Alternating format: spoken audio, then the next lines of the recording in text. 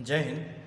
आज इस वीडियो में हम लोग जानेंगे प्रेजेंट कंटिन्यूअस टेंस। पिछले वीडियो में हम लोग समझे थे सिंपल प्रेजेंट टेंस जिसका अंत होता था ता है, ती है, ते है से। बट इस वीडियो में हम लोग प्रेजेंट कंटिन्यूअस के बारे में जानेंगे।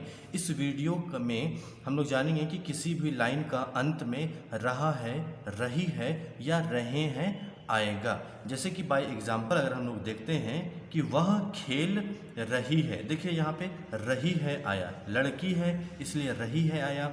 अगर कोई लड़का रहता तो रहा है आता, और अगर बच्चे रहता है, एक से अधिक रहता है या फिर हम लोगों से बड़ा रहता तो हम लोग उसमें रहे हैं यूज़ करते। तो हमेशा की तरह हम लोग भी इस चैप्टर में जो भी हम लोगों का जो प्रेजेंट कंटिन्यूअस टेंस का जो चैप्टर है, हमेशा की तरह इसमें भी 4 लाइन दिया हुआ है जो क्रमशः assertive, negative, interrogative plus negative के लिए है। तो यहाँ पे देख पा रहे हैं हम लोग कि वह खेल रही है, तो यहाँ पे कहीं पे भी नहीं का प्रयोग और साथ ही साथ क्या का प्रयोग कहीं पे नहीं किया गया है। दैट्स वाई हम लोग इस लाइन को असेटिव लाइन मानेंगे हमेशा की तरह। और जब ये असेटिव लाइन हो गया तो हम लोग फॉर्मूला नंबर 1 से हम लोग इस लाइन को क्लियर करेंगे। तो सबसे पहले फॉर्मूला को हम लोग अगर क्लियर करते हैं कि सबसे पहले आप समझिए कि सब्जेक्ट किसके विषय में बात हो रहा है। तो हो गया यहाँ पे कि वह खेल रही है, तो क्या कौन खेल रही है, तो वह के विषय में बात हो रहा है। तो यहाँ पे हम लोग सी लिख देंगे, लड़की है दैट्स वाई हम लोग सी का उपयोग करेंगे। उसके बाद यहाँ पे चूज करने का है, यहाँ पे ए एम है, अम है, उस पे इज है और आर है। तो यहाँ पे सिलेक्शन हम बता दे रहे हैं कि अगर खुद के विषय में अगर बात करेंगे, खुद के लिए बात करेंगे तो एम का प्रयोग करेंगे। किसी पार्टिकुलर पर्सन के बारे में बात करेंगे, ही सी इट के बारे में बात करेंगे तो हम लोग इसका प्रयोग करेंगे। और या फिर एक से अधिक रहा तो हम लोग यहाँ पे आर का प्रयोग करेंगे। जैसे कि हम यहाँ पे लिख दे रहे हैं इंडिकेशन के लिए कि अगर खुद के लिए बात करेंगे, खुद के लिए हम लोग यूज़ करेंगे सिर्फ और सिर्फ एम का प्रयोग करेंगे। ओके। और जहाँ हम लोग किसी के लिए बात करेंगे, नाम लेकर के बात करेंगे या फिर ही से इंडिकेट करेंगे, सी से इंडिकेट करेंगे, उसमें हम लोग इसका प्रयोग करेंगे। और कहीं ना कहीं हम लोग एक से अधिक नाम है या फिर यू है तो वहाँ पे हम लोग आर का प्रयोग करेंगे।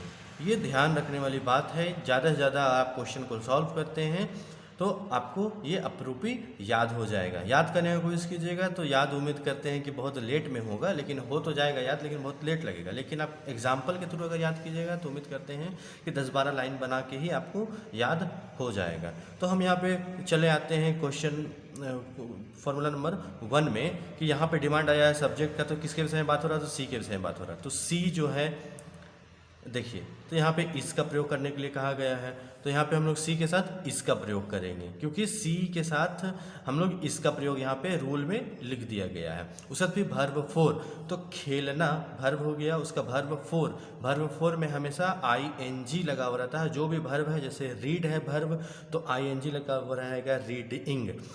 खेल है तो खेल को इंग्लिश में बोलते हैं प्ले, तो उसका ing जुड़ जाएगा तो प्लेइंग हो जाएगा। उसका फिर ऑब्जेक्ट हो गया खेल, तो यहाँ पे लिखा हुआ कुछ है नहीं है, तो इसलिए हम अकॉर्डिंग टू फॉर्मेट अगर सेट करेंगे तो सबसे पहले डिमांड आया है सब्जेक्ट का, तो यहाँ पे हम लोग लिख लेंगे सी। उसके बाद फिर चूज़ करने का है इन तीनों में से, तो यहाँ पे हम लोग चूज़ करेंगे सी के साथ इज। उसके बाद फिर वर्ब 4 है यहाँ पे, तो हम लोग लिख लेंगे प्लेइंग। हम लोगों का हम लोग पढ़ लेंगे इसको, तो क्या पढ़ाएगा, सी इज़ प्लेइंग, वह खेल रही है। उसी प्रकार अगर हम नकारात्मक लाइन हम लोग बनाएंगे तो नकारात्मक लाइन बनाने का तरीका यही है कि उसमें नेगेटिवनेस आना चाहिए, नकारात्मक वाक्य आना चाहिए, नहीं का प्रयोग आना चाहिए। तो हम लोग यहाँ पे लिख लेते हैं कि वह नहीं खेल रही है, या फिर नहीं को अब यहाँ भी कर सकते हैं, यहाँ भी कर सकते हैं कि वह खेल नहीं रही है। दोनों में से जो आपको सुटेबल लगा वही आप लिख सकते हैं। तो उसी प्रकार जब यहाँ पे नहीं का प्रयोग हो गया तो ये जाहिर सी बात है कि नेगेटिव सेंटेंस है, तो जब नेगेटिव सेंटेंस रहता है तो हमेशा की तरह हम लोग फॉर्मूला नंबर 2 का उपयोग करते हैं। तो यहाँ पे देखिएगा सब्जेक्ट किसके विषय में बात हो रहा है, तो सी के विषय में बात हो रहा है। अम इज आर में सिलेक्शन करना है तो सी के साथ इज का प्रयोग करना है, नॉट का प्रयोग करना है, और वर्ब 4 तो खेल का वर्ब फॉर हो गया प्लेइंग। तो हम लोग साधारण से हम लोग इसको पहले उतार लेंगे, हो जाएगा सी अकॉर्डिंग टू फॉर्मूला देख लीजिए के साथ इज़ का प्रयोग करना है, उसके साथ फिर नॉट का प्रयोग करना है, उसके बाद फिर वर्ब फॉर हो गया प्लेइंग। उसके बाद फिर एक साथ हम लोग पढ़ते हैं उसको कि सी इज़ नॉट प्लेइंग, उसका हो जाएगा वह नहीं खेल रही है। उसके बाद हो जाएगा हम लोगों का तीसरा लाइन जिसमें इंट्रोगेटिव लाइन रहेगा, उसका शुरुआत ही होगा क्या से कि क्या वह खेल रही है। ध्यान दीजिएगा, रही है रही है रही है आएगा, रहा है रहे हैं, ये 100% आने ही आना है। अगर ये चीज़ नहीं आएगा तो वो प्रेजेंट कंटिन्यूअस टेंस से नहीं बनेगा। तो यहाँ पे देखिएगा कि क्या का प्रयोग किया गया है, तो जहाँ पे क्या का प्रयोग है क्वेश्चन मार्क है, तो वहाँ वो हो गया हम लोगों का इंट्रोगेटिव वाला लाइन हो गया। तो इंट्रोगेटिव वाला लाइन जैसे हो गया, फाइंड हो गया कि इंट्रोगेटिव लाइन है, तो फॉर्मूला नंबर 3 से बनाएंगे। तो फॉर्मूला नंबर 3 में सबसे पहले आ गया है, हमेशा हम लोग का सब्जेक्ट पहले डिमांड आता था, लेकिन यहाँ पे am इज़ आर डिमांड है। तो इज़ के साथ हम लोग हमेशा सी के साथ क्या यूज़ करते आ रहे हैं, तो इज़ का प्रयोग कर रहे हैं, तो इज़ हो गया यहाँ पे। उसके बाद फिर सब्जेक्ट क्या है, तो सी हो गया। उसके बाद फिर क्या है, वर्ब फॉर, तो हो गया प्लेइंग। उसके बाद फिर यहाँ पे क्वेश्चन मार्क लगा देना है क्योंकि इंट्रोगेटिव सब्जेक्ट है इसलिए। तो हो गया इज सी प्लेइंग, उसको हिंदी में बोलते हैं क्या वह खेल रही है। फिर चौथा लाइन हो गया हम लोगों का जिसमें क्या और नहीं दोनों का रहेगा, देखिएगा उपयोग रहेगा, क्या वह नहीं खेल रही है। तो हो गया क्या वह नहीं खेल रही है। तो देखिएगा यहाँ पे क्या का भी उपयोग हुआ, यहाँ पे नहीं का भी उपयोग किया, इसीलिए ये इंट्रोगेटिव प्लस नेगेटिव का ये क्वेश्चन वर्ड हो गया। तो इसलिए हम इसको बनाएंगे इंट्रोगेटिव प्लस नेगेटिव से, फॉर्मूला नंबर 4 से। तो इसमें सबसे पहले डिमांड आया, देखिए इज़ एम इज़ आर का है, तो यहाँ पे हम लोग हमेशा की तरह इज़ लिखेंगे क्योंकि हम लोग सी के विषय में बात हो रहा है। उसके बाद फिर यहाँ पे नॉट छूट गया था, हम ऊपर में लिख दिए इंडिकेट करके नॉट, तो सी के साथ हम लोग इज़ का प्रयोग करेंगे, उसके बाद फिर नॉट का प्रयोग कर रहे हैं, उसके बाद फिर सब्जेक्ट के स्थान पर सी लिखेंगे। वर्ब 4 है यहाँ पे, तो प्लेइंग लिखेंगे। उसके बाद हम लोग क्वेश्चन मार्क डाल करके एक साथ पढ़ेंगे, इज नॉट सी प्लेइंग, इसको हिंदी में बोलेंगे क्या वह नहीं खेल रही है। उसी प्रकार हम लोग ज़्यादा से ज़्यादा हम लोग एग्जाम्पल लेंगे तो उम्मीद करते हैं ज़्यादा से ज़्यादा हम लोग सीख सकेंगे। जैसे कि हम सिर्फ एग्जाम्पल लिख दे रहे हैं, उसको आप अपने मेहनत से अपने कॉपी में आप उसको बनाइए। उम्मीद करते हैं कि बहुत अच्छा तरीका से समझ में आएगा। नहीं समझ में आता तो मेरी वीडियो को फिर से देखिए, उम्मीद करते हैं आराम से आपको समझ में आ जाएगा।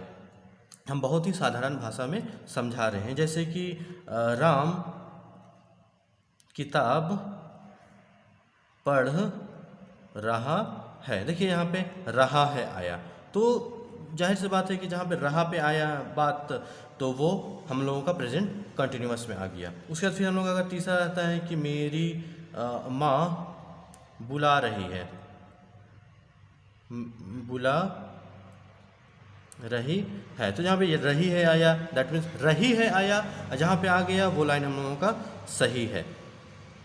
तो बुलाना को बोलते हैं कॉल। उसके बाद फिर तीसरा हम लोग अगर लिखते हैं कि टीचर पढ़ा रहे हैं, यहाँ पे अगर लिखते हैं कि टीचर पढ़ा रहे हैं, देखिए यहाँ पे रहे हैं आया, यहाँ पे रहा है आया, यहाँ पे रही है आया, यहाँ पे रहे हैं आया। टीचर हम लोगों से बड़े हैं इसलिए टीचर पढ़ा रहे हैं। तो यहाँ पे हो जाएगा हम लोगों का, पढ़ाना को बोलते हैं टीच, तो हो जाएगा teacher is, teacher single person है, that's why teacher is teaching. अगर टीचर गणित पढ़ा रहे हैं, टीचर इंग्लिश पढ़ा रहे हैं, तो हो जाएगा teacher is teaching math, teacher is teaching English. उम्मीद करते हैं हमारा ये वीडियो आपको बहुत ही पसंद आया होगा। धन्यवाद।